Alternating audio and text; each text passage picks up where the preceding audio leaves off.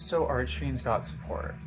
This is something I've been waiting for years. Like, I think since I started playing the game, I thought this archetype was incredibly interesting because none of the support really seemed to intermesh with each other, other than a few cards that came out generally around the same time, whenever they did come out around the same time. So, I think something I have always appreciated about the deck is that we have had to build it in a dozen different directions to try to rely on the strengths that currently existed in the deck. And I think one of the things I most like about this new wave of support is how that still feels like the truth. I'll get into that as I go, but we're just going to start with what each of these cards do. Royal Archfiend, a guy we've never seen before, which I'll keep that relevant to an extent. Royal Archfiend tributes himself from the hand or the field to be able to search for an Archfiend card, which an Archfiend card is pretty good. There's a lot of spells and traps that exist in the game, but in addition, you get an extra normal summon of a fiend monster. Now, this is relevant for a myriad of reasons, because on its own, this is already full combo. We'll get into all that. We'll get into what the combo looks like, or at least my expectations of what could occur as we continue forward with this. But this already gives us an additional normal summon for our in-engine, which means that we can have a normal summon of any other kind in the deck already. We could play Tour Guide. We could just say, oh, we're playing it super pure. So summon Duke and Highness off of our normals. Again, we'll get into those if you don't know what those are. But this is already good. It is a level 7 that we want in the hand. Predominantly prior to now, we have not had anything that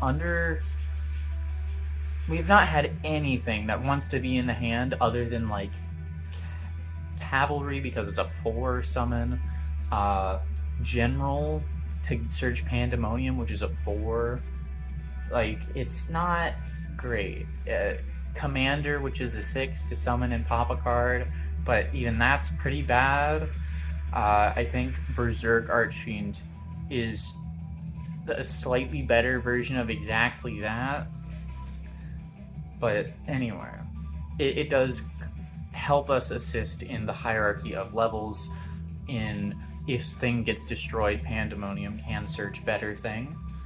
Now, this is totally okay. It's not huge, it's not whatever. I don't think Pandemonium is the way this deck wants to lean, which is totally fine. As much as I want Pandemonium to be a cornerstone of Archfiends because I think it is an insane resource loop, everything that we are going to talk about has insane potential to draw the game out, which I think is really important for Archfiend's identity. As someone who's played it for so long, one of the only things they've had going for them is sustainability. Back when we were playing level 8s with Banishment and Malice with Necrofear stuff, in order to support just summon Empress from grave, force you to crash into it, Empress dies, summon out Emperor, that's another body, and like there's just an infinite floating thing going on where, oh, you killed the Emperor, guess what, I'm gonna get the Banishment back, and I'm gonna get the Malice back, and now when you do anything, I'm gonna bring back Empress again, and you're gonna have to chew through it. And then obviously Bestial is an SP, and Tear Lament came out, so Graveyard became way stronger. Lights and Dark existing in the Graveyard was a lot harder, and every deck kind of had access to say, I'm going to delete a card on your field or your graveyard, simply because I controlled 2 monsters and one of them was from the extra deck, which is insanely easy to attain for pretty much any half competent deck, which Archfiends never has been. To continue, this is a great start. Not only does it give us the ability to play other normal summons, which immediately I'm looking at Aether Barrel, I'm looking at Tour Guide, I'm looking at just, Fiendsmith in general. We have the level 4. There's plenty we can do that is variations, which I'll get more into these things, but variations is huge for me, looking at the potential ways to build Archfiends. The fact that it is not shoehorned into one correct way is enormous to me. Now, I'm going to split this up into videos to make sure that Twitter doesn't make it so I can't upload them all at once as like one big chunk. So I'll just talk about each cards and kind of brain spin about it as I go. So Commander Archfiend, huge. The fact he comes back when a ritual monster you control is destroyed, also relevant. We'll get into that because it's not specifically Archfiend, which there's a history there as well. I'll get into that in the next one. Now, Duke Archfiend. He's exciting in the sense that he is an in-engine Foolish Burial. A lot of the times we've wanted a bunch of stuff in the graveyard, we've needed to rely on finding Foolish. With Thrust existing, that made us really want it, but there was genuinely a point we were playing Void Apocalypse and the other Void that I'm forgetting off the top of my head that discards to search another Void continuous, so that we could then discard another card to Foolish Burial a single time because we just had a bunch of stuff we didn't want in our hands and a bunch of stuff we really needed in the graveyard. It's really nice to have something that does this. In addition, the fact that it doesn't have to target itself for this effect, so it can remain a level 4, which could be relevant in some situations. Well, and we'll continue to think on that. But I think the immediate thing I'm noticing, which by the way, I kind of glossed over it, whatever. Royal Archfiend does lock you to Archfiends in the extra deck, which is very important for so many reasons.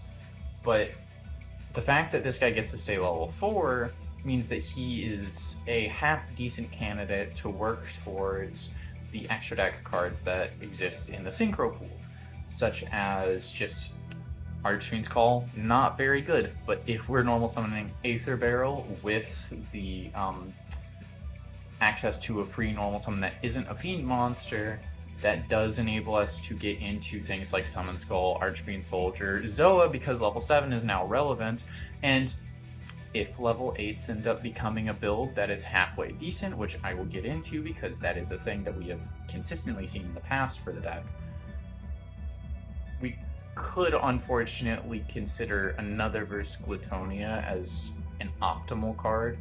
It is a prize card, so we can hope that it is not a route that is super fun or super good, so we can avoid it financially. Anyway, this guy also reborns himself when a ritual monster you control dies. Now, I mentioned a second ago these vanillas, and we have a level 7 ritual in this deck, stuff dying in battle. There's obviously Archfiend Matador, which is something we'll kind of get into. I think Archfiend Matador is only going to be relevant simply because of the name Archfiend and being able to search 2 Archfiend cards. The amount of setup required for him is not that great. Now, the point of this. There have been times where we have played level 8s with vanillas in order to send like 2 Archfiend Soldiers to the graveyard because it's one more brick, but both of them are normal summonable in a situation where we want to summon Demise, King of Armageddon, a dark level 8 fiend ritual monster, or Zork, good old, roll your dice, move your mice. Everybody's gonna get hurt. Also level 8 dark fiend.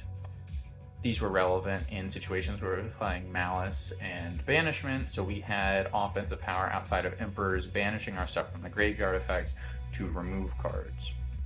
Now, before I mentioned Archfiend's Call and I kind of moved on, that's kind of my fault. The fact that banishing cards is a consistent theme in these cards and prior cards matters a lot for the Synchro 8 Chaos Archfiend, which if a card's been banished when you summon him, you are then able to it will increase its attack by 2k, making it a 4,500 monster that can attack all cards your opponent controls. If I recall correctly, it does piercing battle damage, and if it is removed from the field by an opponent's card, you can summon a Chaos monster from your extra deck. Now immediately, Chaos Angel is the best card to summon, but if it's removed the turn it's summoned, you don't have another target to summon that's a Chaos Archfiend. but do. It's not very good, and it's certainly not an optimal target, but there is a pre-existing Chaos Archfiend from way back when. I think it's like in our mateys. It's not particularly good, but it is an option for the floating effect to not be dead on the turns you're locked. This is relevant as it's a board breaker. It's not an interaction piece. So, Duke, Foolish Burials, gets our combos started. Eris exists, search any Archfiend card. We're grabbing Royal Archfiend hypothetically, so we get an additional normal summon if we had to summon Duke. Then we're able to yada yada tribute itself, get another summon, search the next card we're going to talk about, which I'll do in the next video. Now, Archfiend Highness. My god, this is super exciting. Now, Duke and Royal were both Archfiends we haven't seen before. By the way, relevant, Royal is a fire, Duke is a water. We haven't seen that since like chess Archfiends with weird typing. And I appreciate that essential callback to it in a way. It feels nice. But Highness is a light fiend, level 3. Now, again, we've mentioned the fact that Fiendsmith is something that can fit into this deck, especially with a card like this. Now, what I like about this card is on normal summons specifically, you have to banish an Archfiend card from your graveyard. To be able to search 2 Archfiend cards, you are locked to Archfiend cards summoned from your extra deck for the turn. This is rad, because not only is it making it harder for Fiendsmith to immediately be the correct and obvious choice for this deck to go, but it also makes it so that on recursive turns, when it comes back off of its shared effect with the other 2, of reborning itself when a ritual monster you control dies, again, non-Archfiend, why I brought up Demise, Zork, and certainly others like Archfiend's Awakening. Not great, but a Towers, which is relevant. There's a good amount going on here. It is unfortunate that it does not trigger off of special summon, because it would not be able to search us 2 cards again every time one of our ritual monsters dies. But I think that's fairly balanced. It's a level 3 in ties to Eris and Eccentric. And the reason I brought it up before is we've seen this one grown up hypothetically in Empress. And I've mentioned before in a tweet not long ago when someone asked me what I wanted for Archfiend support, which was like a family deal. Clearly, they're trying to explore that, and I appreciate it. Now, having seen Empress grown up, having seen in the art of cards we will continue to talk about, the lifespan of Royal being a kid to Royal being like a big like slugger kind of character into being the new boss monster ritual.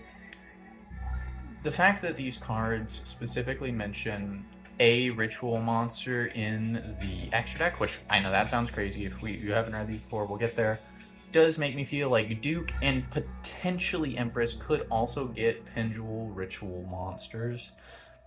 Now, even the main deck ones could. I don't expect it, but it is very possible, with the pre-existing Eccentric being what seems to be inspiring the general push with this wave of support, at the very least aesthetically, and in some ways effect-wise. Highness is insane. Searching 2 cards, being a light fiend, being a 3, which obviously in combination with our 4s is going to be able to help us ritual summon for 7, which is relevant. Anyway, not a lot of thoughts on this one because it's incredibly obvious how good it is to search 2 cards in an archetype, even if there's a cost. And, you know, setup can feel bad. It's a good thing that Royal puts itself in the graveyard, can then be banished for the normal summon of Highness. Again, it is a light fiend, which means tracked, for, you know, Fiendsmith tracked, is going to be able to search this card and then discard a fiend monster, including Archfiends, that we can then normal summon Highness, banish that Archfiend card that we just put in the graveyard, full combo. So essentially now we have Duke gets us full combo. We have Royal gets us full combo. We have Highness with any amount of prior setup gets us full combo, but if it's situational like that, you might only play 2 of her, especially with how searchable she is. And then you have Tracked, which is full combo. Now, this is all very exciting to me personally, because this deck has always struggled with consistency, and now they're giving us everything possible to have recursion and consistency in a deck that simply, in my opinion, didn't have the teeth to win and didn't have the consistency to win. And now we have a lot of consistency, and the Ritual Monster gives me a lot of hope for the teeth. We'll talk about that now. Now, Doom Emperor Archfiend. Not only is this a new Emperor, which further encourages the fact that there can be multiple that sit on the throne, and potentially we will get more of them. Beyond that point, is probably one of the most exciting things I could have asked for Archfiends to have as a boss monster. Not only is it a situational pendulum, which I have been adoring how pendulums have been used as not a deck focus, but rather a way of making a card more versatile, but it is removal for spell traps. Immediately as a pin scale, it can put itself from the hand, essentially, into the extra deck by popping another spell trap on the board. Now this mirrors Eccentric, which is great. Also, we really want that Ritual Monster in the extra deck for some of our effects. Huge. Now, if it is Ritual Summoned from the extra deck, it can banish all monsters on the field except in the extra monster zones. That is non-targeting, good removal for the deck. While it's in the extra monster zone, it is unaffected by other monster effects. This is enormous. Not only is it good removal for a deck that desperately needed it, but it also has the ability to go uninterrupted if it is successfully Ritual Summoned. On top of this, obviously we don't want to lose our cards to the banishment. We've always had an issue with getting our cards banished. Like I mentioned earlier, Bystials and SP were essentially the death of this deck. Even at like the most casual of tables, if someone had bought a Megaton and they had an SP, or someone at locals just wanted to elevate their rogue deck as much as possible and they were playing good staples, they had an SP. Or you were just playing into enough decks that use the graveyard, you wanted to run Bystials as hand traps, or your deck directly benefited from playing them. Archfiend was just dead. But now, this guy not only makes it so that we have removal in multiple areas and a boss monster with actual capabilities of recurring himself, because when he dies he goes back to the extra deck, which is incredibly relevant. He gets to get one of our Archfiends back from banishment or the graveyard every single turn. Now, not only do we have Foolish Burial potential, not only do we have Search potential, not only do we have Recursion, not only do we have removal, we now have the ability to cheat out bodies that have been hard to get. We have the ability to recur even the resources we have to spend to get our good effects. Oh, yeah, Highness banished Royal. That stinks. I want that guy in the graveyard so he can float. It's a good thing I can bring him back and use his effect again to tribute himself from the field to get another normal summon and search any card in the archetype.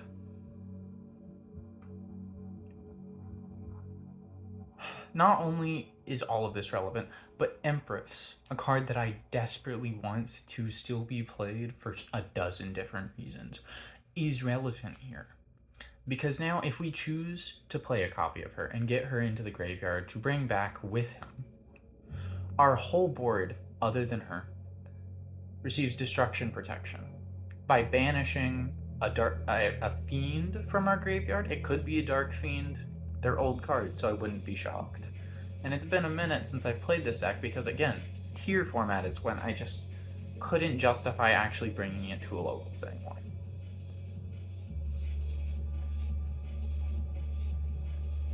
By banishing cards from your graveyard, you are not only enabling like protecting your board, which again, protection, huge. That's another thing the deck now has easier access to than ever. You're also using it on a body that when it's destroyed will float into an Archfiend in your graveyard. Not only that, it's banishing cards in order to get these protections, which means you're enabling your gimmick yet again. Like, I feel like the only thing this deck is missing is monsters that are benefiting from being banished, which I don't think they need that.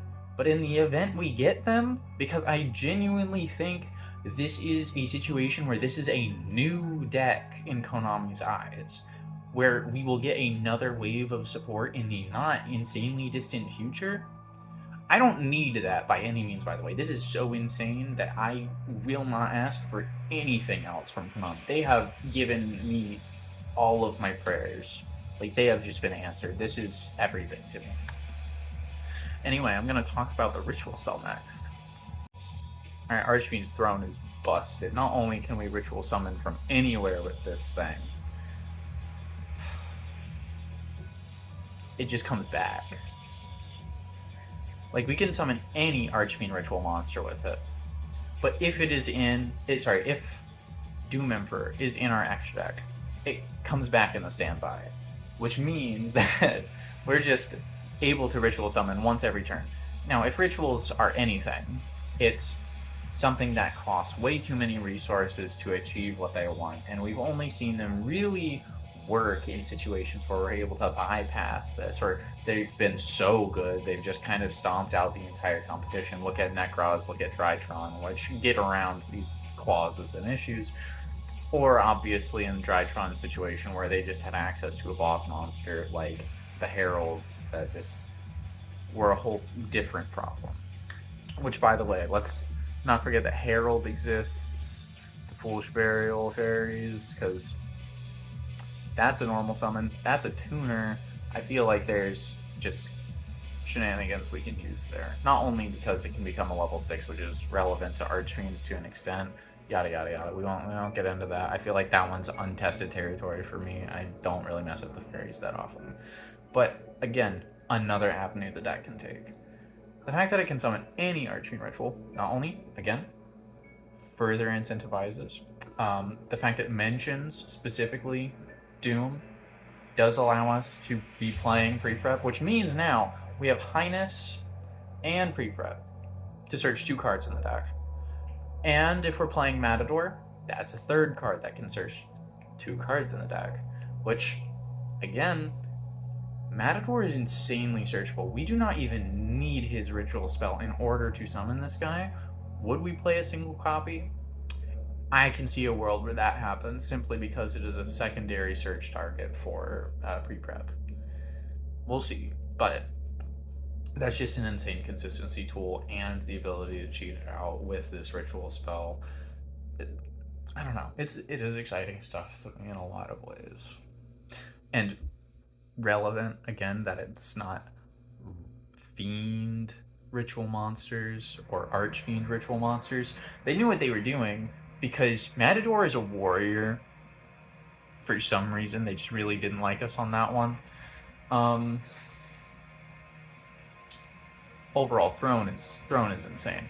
Now, the one card.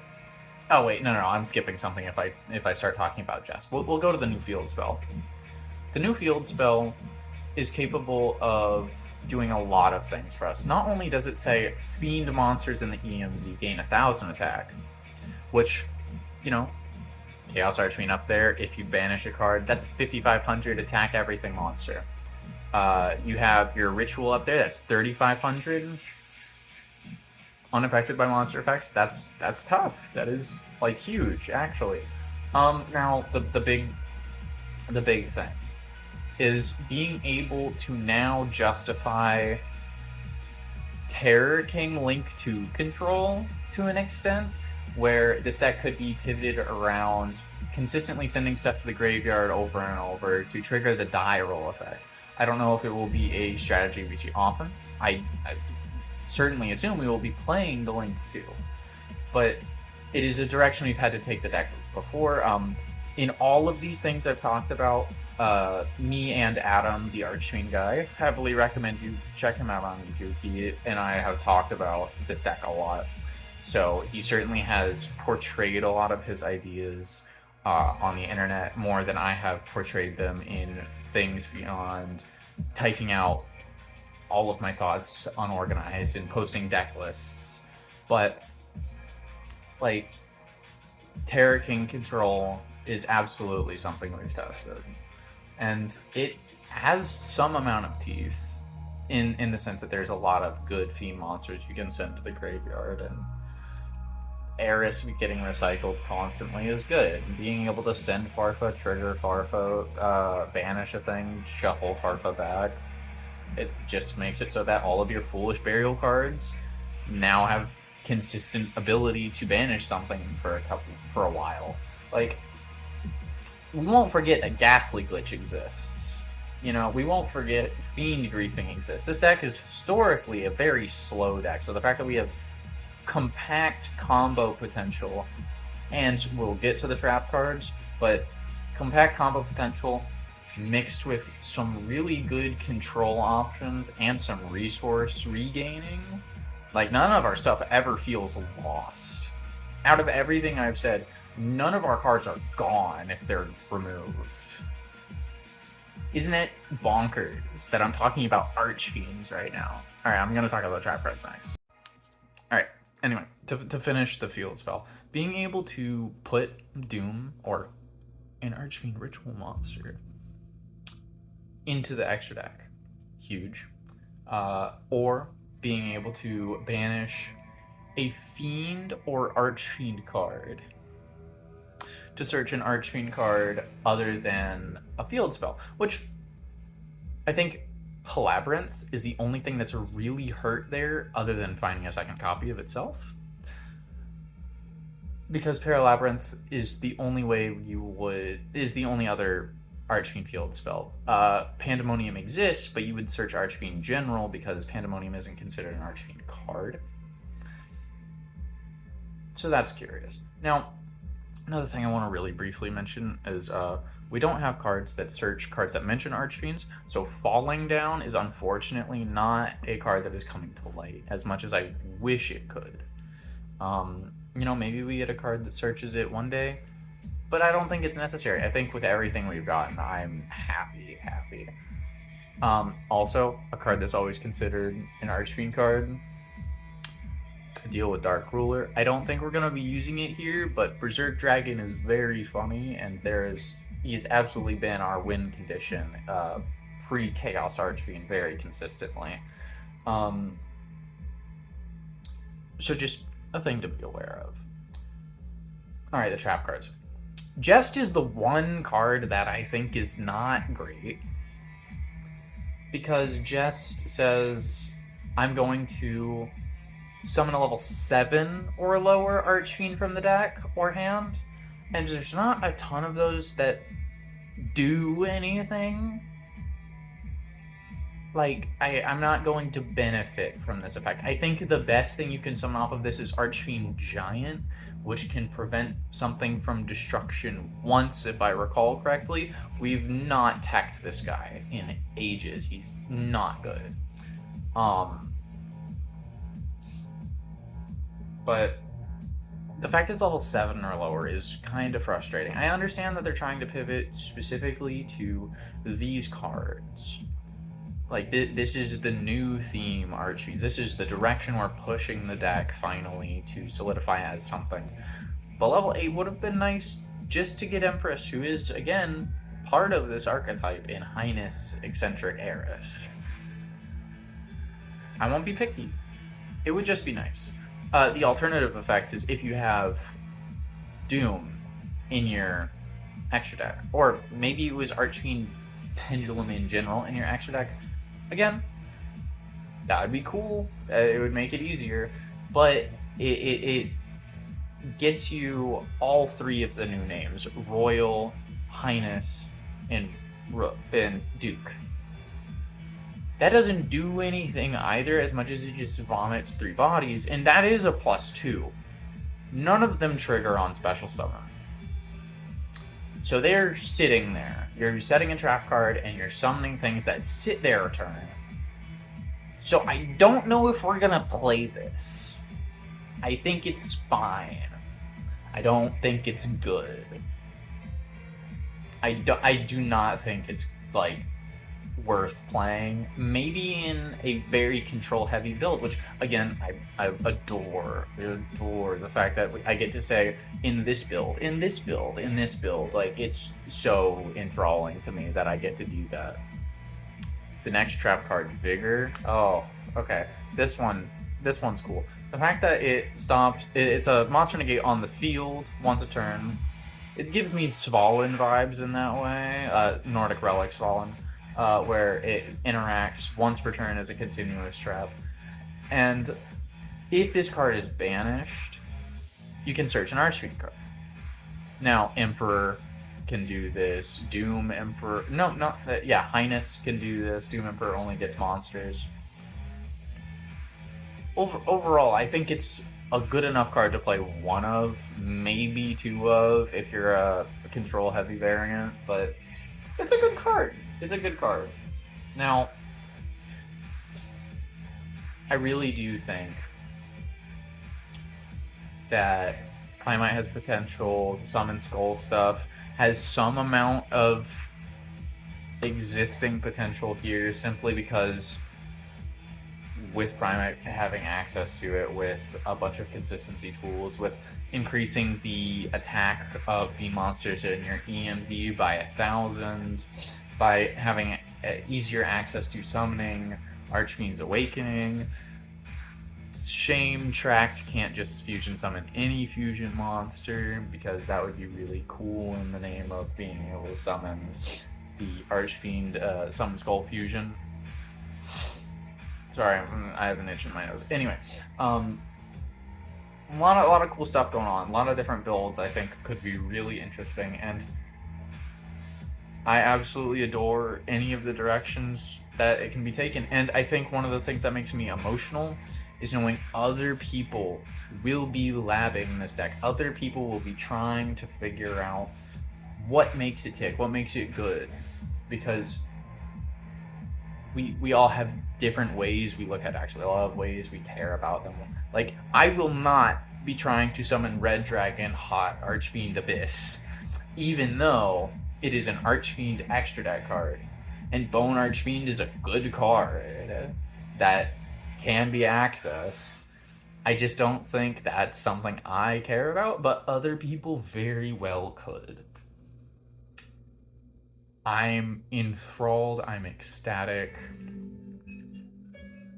I could not be happier with this support. So if it gets more, I'd be over the moon. But for now, Konami, for me, I can't self-proclaim, but what I feel is one of the biggest Archfiend fans in the game, as someone that has cared about it for years and tried it so many different ways. Thank you for keeping it unique and keeping the soul of it there, even though all of the chaff from before is gone. It sucks to see it go, but I'm so excited to see where it goes from here. Yeah, I love this game.